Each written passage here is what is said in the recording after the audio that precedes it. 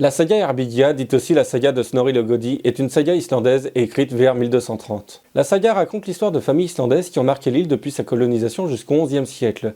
Nous allons notamment voir un épisode particulier où ces Islandais vont se trouver confrontés à un problème de fantômes.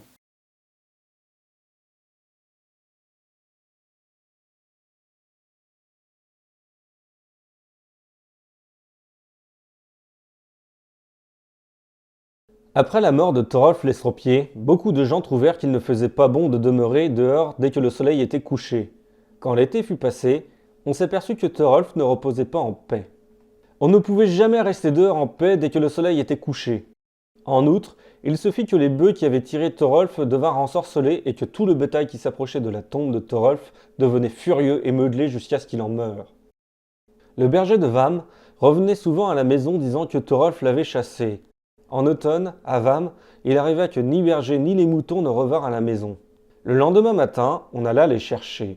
On découvrit le berger mort, à peu de distance de la tombe de Thorolf. Il était tout noir comme du charbon, tous les os brisés. Il fut enterré sous un tas de pierres à côté de Thorolf. Quant aux moutons qui étaient allés dans la vallée, on en découvrit une partie mort, le reste s'étant enfui dans la montagne. On ne les retrouva jamais.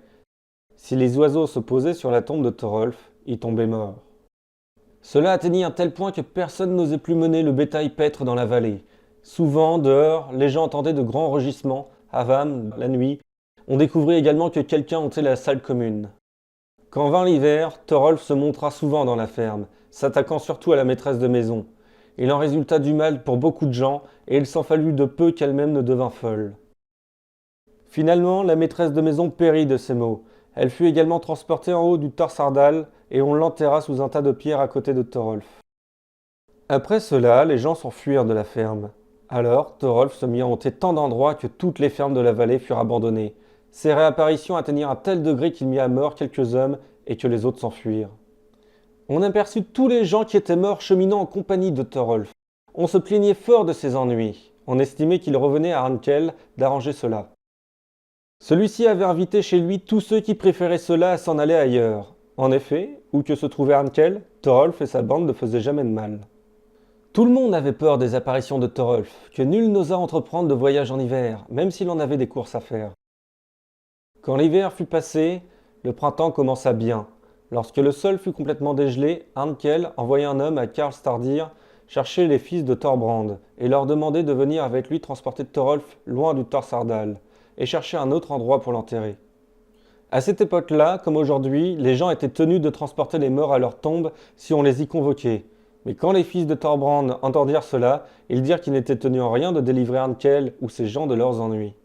Alors le vieux Thorbrand dit « Il est obligatoire, dit-il, de faire toutes les démarches auxquelles on est tenu par la loi, et l'on vous demande maintenant chose qu'il ne vous appartient pas de refuser. » Alors Thorod dit au messager « Va dire à Arnkel que je ferai cette expédition pour nous autres, les frères, que je viendrai à Ularsfell et que nous nous rencontrerons là. » Le messager alla donc dire la chose à Arnkel. Celui-ci prépara son expédition. Ils étaient 12 en tout. Ils emmenaient avec eux un traîneau, des bœufs et des instruments pour creuser. Ils allèrent d'abord à Ularsfell et y trouvèrent Thorod Thorbrandsson, qui était accompagné de 2 hommes. Ils montèrent sur la crête, arrivèrent dans le Torsardal jusqu'au tertre de Thorolf, ouvrirent le tertre et y trouvèrent Thorolf non décomposé. Il était maintenant des plus hideux à voir. Ils le sortirent de la tombe, le placèrent dans le traîneau, y attelèrent 2 bœufs puissants et le remontèrent en haut de la crête du Larsfell. Les bœufs étaient alors épuisés. On en prit d'autres et ils tirèrent le cadavre vers l'intérieur sur la crête. Arnkel avait l'intention de le transporter à Vadilshovzi et de l'enterrer là. Mais quand ils furent arrivés au bord de la crête, les bœufs s'emballèrent, se dételèrent aussitôt, coururent immédiatement en avant de la crête, se dirigèrent vers la côte en suivant la pente en haut de l'enclos du Larsfell, allèrent jusqu'à la mer et y crevèrent tous les 2. Thorolf était si lourd que les hommes ne purent le déplacer sur une distance appréciable.